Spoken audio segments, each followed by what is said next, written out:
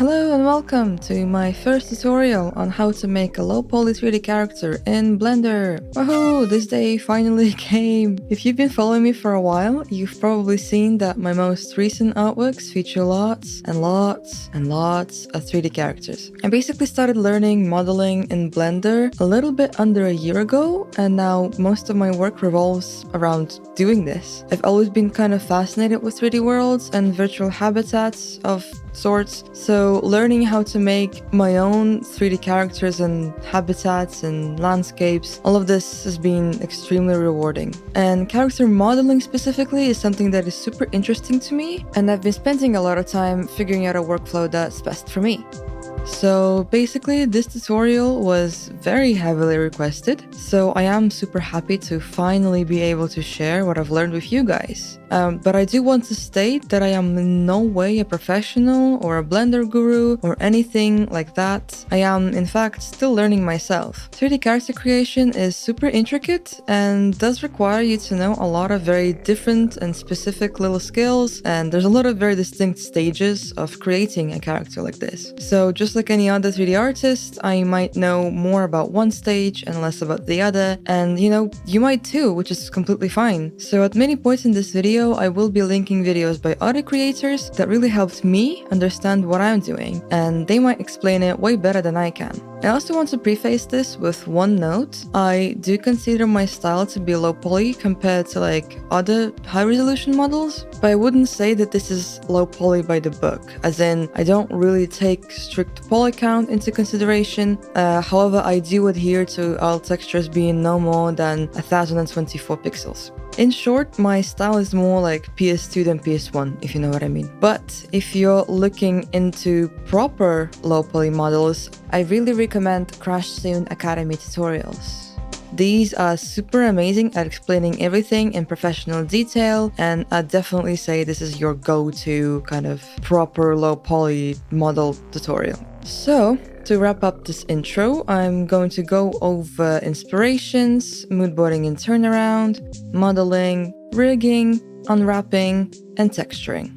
Oh, and last thing, this tutorial is not intended for absolute beginners. This is more of an overview of my workflow with tips and tricks along the way. And knowledge of basic 3D modeling functions and tools will help you understand what I'm doing. If you're completely new to Blender, I've linked a YouTube playlist in the description of this video that features all the tutorials that I followed myself in chronological order while I was learning Blender. My top tip when learning this is to memorize all the shortcuts as early as possible. And there are videos in this playlist that will help you do that. And I'm gonna be using a lot of them in this video, so if you're interested in which hotkeys I am using, please keep an eye on this left bottom corner.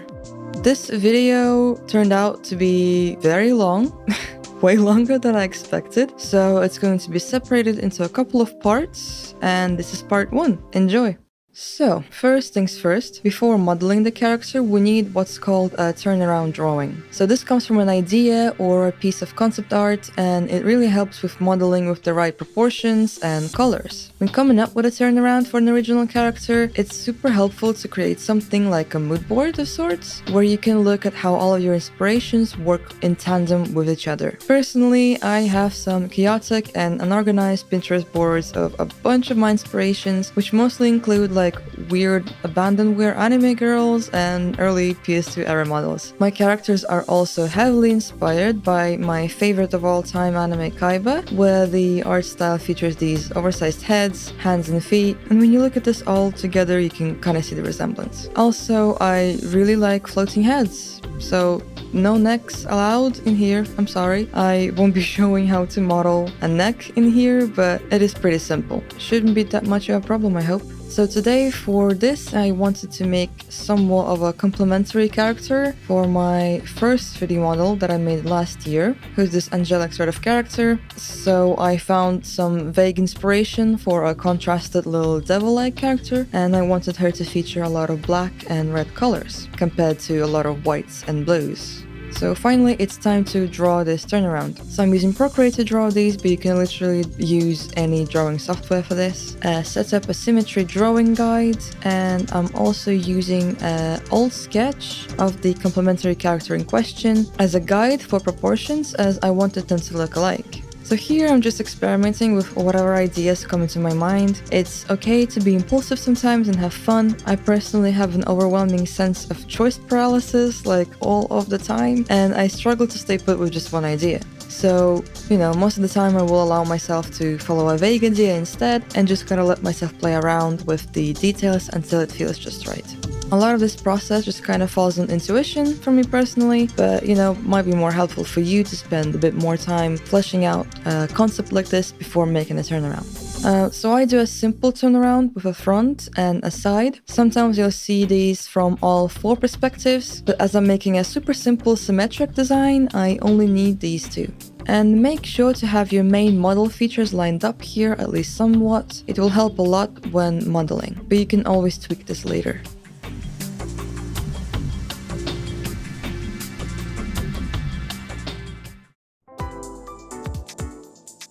First things first, I'm just going to share a couple of things I keep in mind when setting up a Blender file. I use Eevee for my render engine of choice, and if you're looking to make low poly models like this, you most likely will be absolutely fine using it as well. Cycles is very powerful and can produce highly realistic scenes, but it does require a lot of horsepower to run, and in my experience for the type of work that I do, 98% of the time it's completely unnecessary. In the latest versions of Blender, they also introduced ray tracing for Eevee, which is super cool, and it does help a lot in some instances. I usually have it on, however for more candid, retro, PS1 inspired scenes and characters, you most likely will want it off, as the gear back in those days wasn't able to produce this kind of ray tracing. For color management, always use standard. It's the most accurate portrayal of colors and helps a lot when you're using color references from concept art. Another important thing to keep in mind if you want this kind of pixelated look on your render is in this film panel, have your filter size all the way down. By default, it's usually 1.5, so just bring it all the way down here. This allows for sharper edges on your render, so if you're after that retro look on your character, it's super useful.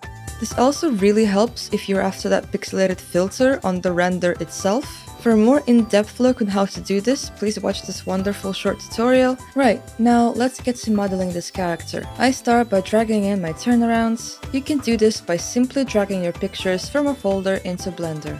Now reset location and rotation of both.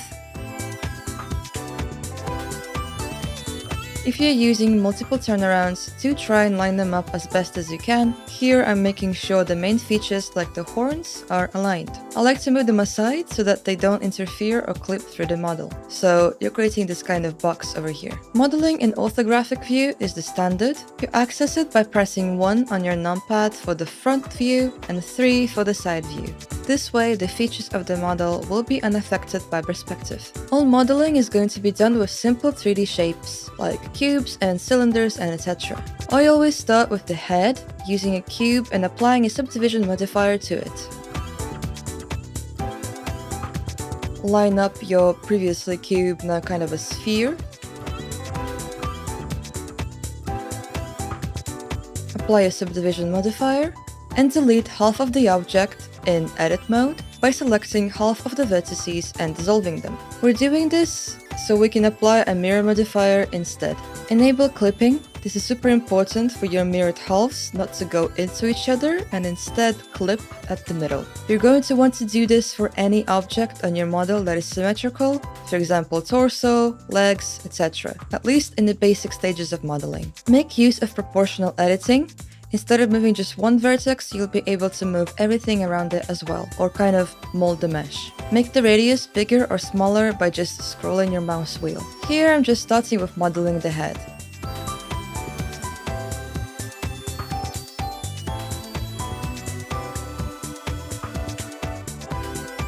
I use loop cuts to pronounce some shapes on the body better, like this nose here. You don't want to be making too many of these if you're working in low poly, but it is very useful. During the modeling process, it's super helpful to regularly toggle in and out of X-ray mode. With Alt-Z, it helps you better to see the design you're modeling from.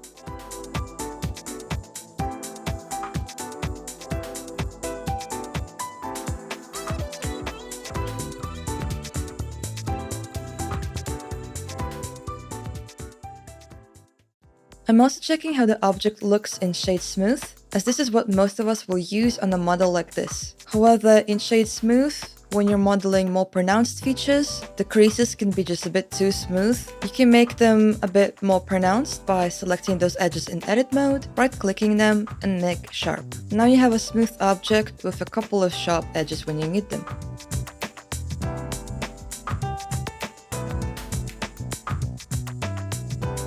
Now here I want to extrude a face out of the head mesh to make the horn, but I don't have a face with enough vertices to make a horn out of. That's not a rectangle. I want it to be a bit more of a circle. I can create a circle out of this rectangle. First I add a loop cut to add some vertices in this area, and then I merge the extra vertices that I don't need. I use Loop Tools, which is a free add-on pre-installed with Blender, to make a circle out of the square and just extrude that. Modeling the horns, I just use some proportional editing, loop cuts, and modeling from different angles.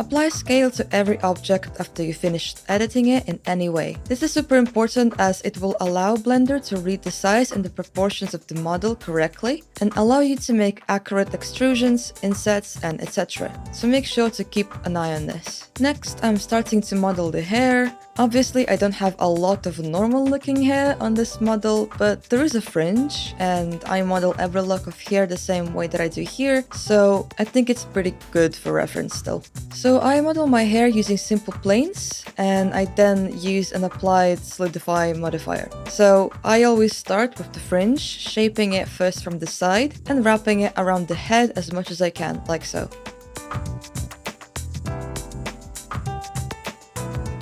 Proportional editing really comes into play when modeling hair. I model as many strands of hair separately as I can, as I'm going to rig them separately down the line too. You can see me using a mirror modifier here as well, with clipping turned off this time, as I don't need the side strands to be merging together at the center. After they're all shaped, I use a solidify modifier and copy it to all selected hair strands. I don't stop here, however, as these planes with just this solidifier can look pretty awkward and boxy, so I apply the modifier and it lets me edit the solidified mesh further. After applying it, I add a loop cut running through the whole side of the hair, select the top seam, and use either push pull or shrink flatten on it, depending on the mesh and what looks better. Here I use the push pull to create a smooth transition from the top faces, making the hair less blocky. I then do the same thing on the bottom seam. After this, I just manually adjust the inner and outer seams and vertices to make the hair look as natural as possible.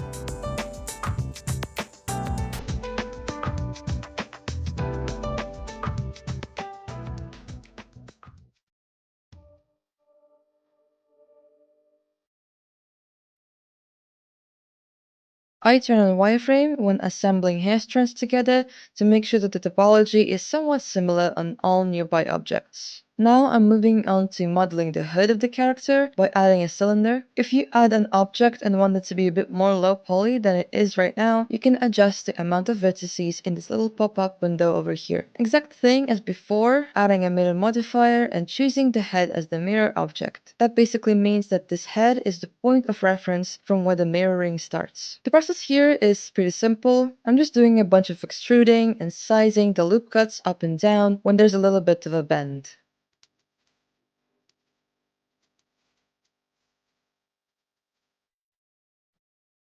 To connect the ears to the head, I'm experimenting a bit. Just like with most things when I model, honestly. I think experimenting is pretty important, so don't be afraid to try stuff out and find a way to make something work along the way. Mistakes are pretty necessary to learn. I'm using loop tools here again, the same item as before, creating a circle out of some faces.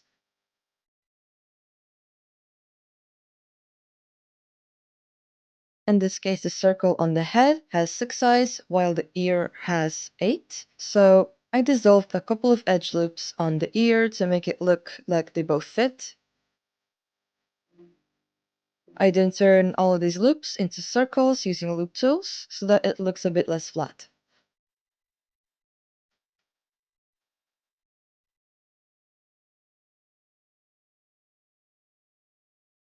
After pressing Ctrl J, these objects are merged into one, so we can connect those loops by selecting both of them with Alt and Shift, right-click, and then Bridge Loops. From then I just manually edit the bridge to make it a bit less pointy.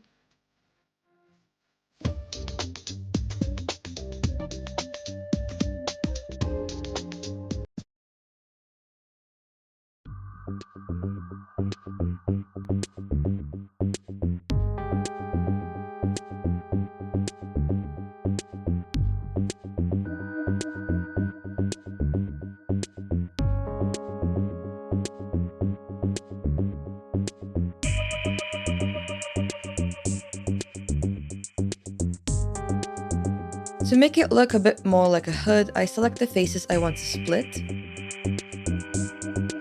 Shift D to duplicate, right-click to reset movement, and just press P to separate the selection. Apply scale on it, and put a trusty solidify modifier on. Now that the hood is sorted, I just edit it and the hair a bit more to make it look like the hair is going underneath the hood.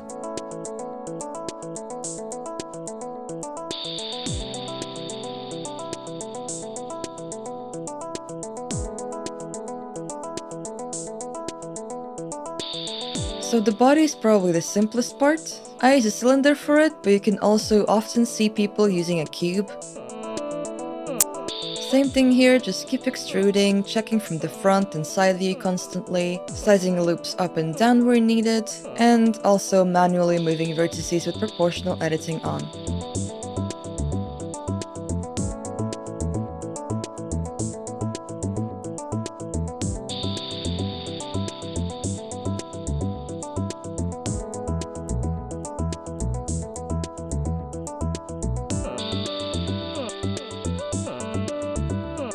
To model the arms, you will want to extrude them out of the body on the side. Yet again, use loop tools to make a circle, and to make it completely straight, you can scale it by 0 on the x-axis. From then, you can just extrude and shape the arms the same way we did with the other body parts. Add loop cuts in areas that will be deforming the most, in this case this elbow area. I also like to add a couple more loop cuts around the shoulders to make sure that the mesh deforms a bit better down the line. You can also use the knife tool to carve out the elbow area a bit more. So modeling hands is a bit more complicated. I really recommend watching this tutorial on how modeling low poly hands work, as it's the one that I learned from myself, and it's explained way better there, and I'm just going to be pretty surface level with this. So start with a simple cube, scale it to resemble the shape of a hand, and then add 3 loop cuts lengthwise and 2 widthwise. Move some of the outer edges down towards the arm to continue creating that hand shape.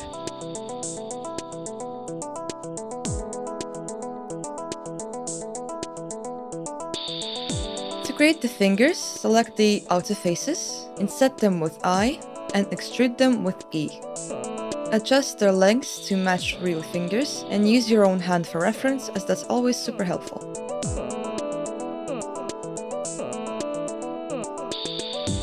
Add 2 loop cuts here where your fingers bend, and move and scale the fingers so they point slightly downwards as real fingers would. And also curve in the knuckles.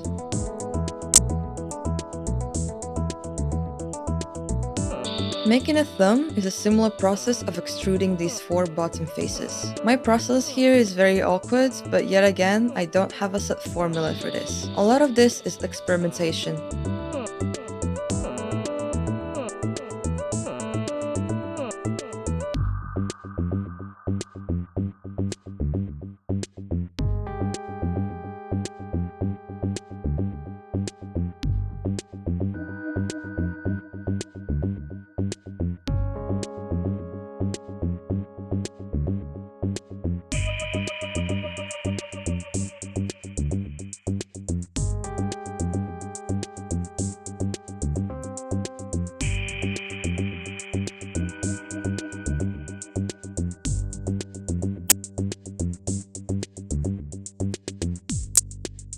When modeling hands, it's super useful to use Edge Slide, which is activated by pressing G twice. This will basically slide your chosen edge or vertex instead of moving it freely. I use this to soften and smoothen the sides of the hand and the palm.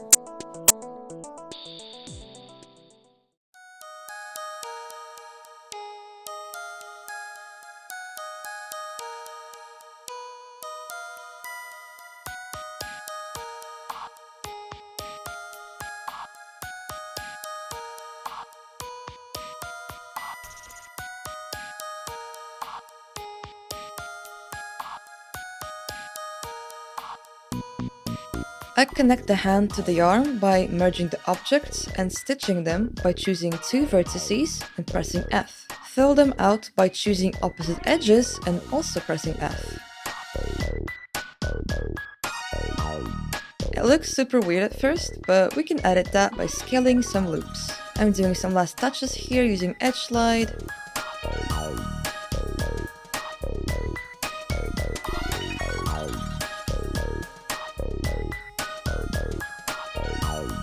And then I go in and see if I missed any details, which is way easier to spot after shading smooth.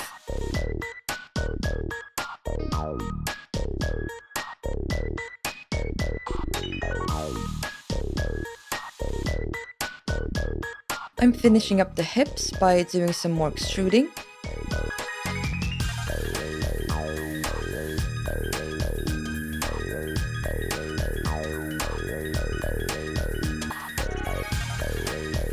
To model the legs, I use some simple cylinders and make sure to have some loop cuts around the knees.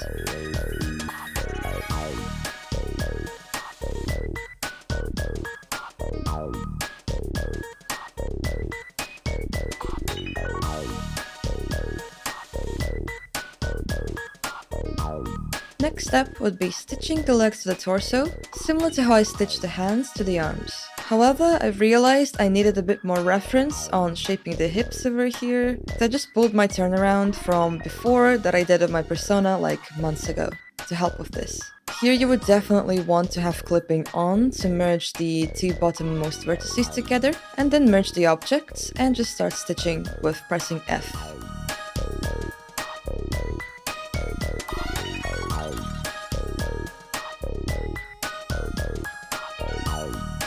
After that, I just start editing and perfecting the shapes as much as possible.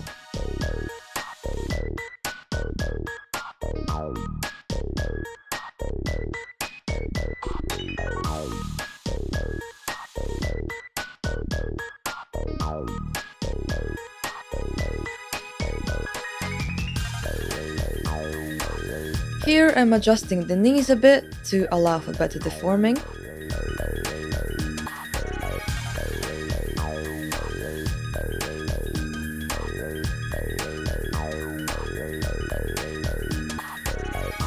To make the feet, I just extrude the end of the legs some more, add some loop cuts, and extrude it again at the front. The shape of the feet really depends on what kind of shoes your character is wearing. In my case here, I don't separate them from the leg object either, as I can just draw the shoes on the texture instead. For this character, I really wanted to embellish this chunky platform heels. So I disable the mirror modifier for a moment while I carve the heels out with a knife tool.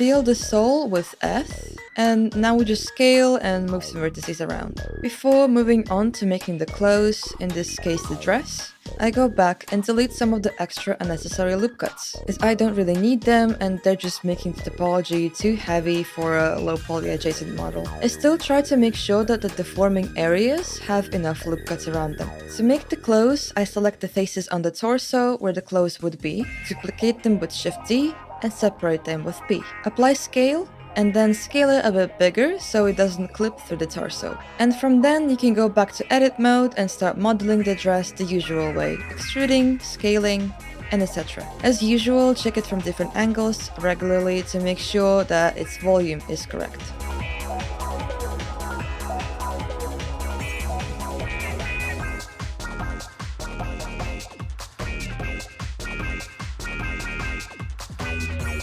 After the base of the dress is done, I do the sleeves exactly the same way I did with the arms, extruding them and making sure that the loop cuts on the sleeve match the ones on the arm, so that they're forming in the same way. I do this by enabling wireframe and entering X-ray mode with Alt-Z.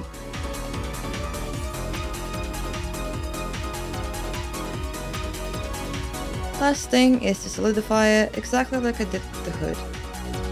Last thing to model here is the headphones, which are just simple spheres. And then the bow ties on the headphones and the dress, which I create from a plane. Extruding, adding loop cuts and shaping the plane to match the ribbon on the turnaround here.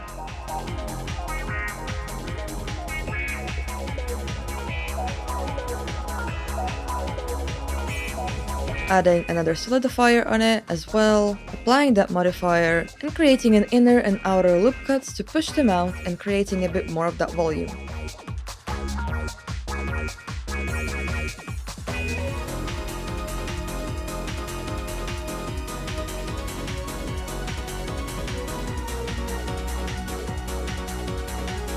Same thing with the ribbons, start with a plane and scale the extrusions accordingly.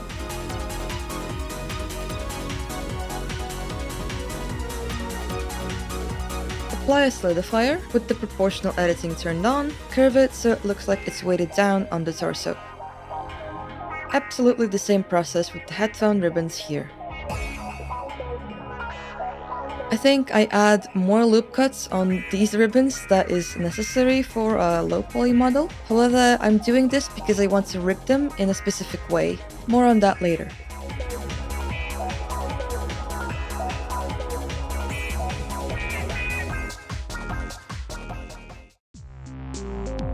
Hello. So this is going to be it for today's part 1, and next time we're going to be looking at weight painting and rigging and some constraints as well. And then in part 3 we're going to be looking at UV unwrapping and texturing. Thank you so much if you came to the end of this video, and thank you so much if you're watching this awkward outro. This is the first time I'm doing like a tutorial, and it's honestly very heartwarming that it was so heavily requested over on Instagram and TikTok. I started doing like 3D modeling pretty recently actually, so it's like a huge deal to me that everyone's so supportive. And yeah, I just wanted to say a huge thank you for motivating me to do this, to make this thing. Yeah, it's the first time I'm doing something like this, scripting so much, you know, editing, filming, all of this jazz. It's a lot, but it's very fun. So thank you so much. Make sure to follow me over on these platforms. This is where I live the most online, I guess. This is where I'm most active. So if you are interested in seeing my art and stuff like that, make sure to check out these platforms over here. And yeah, thank you again so much. And I hope to see you in the next video. Bye!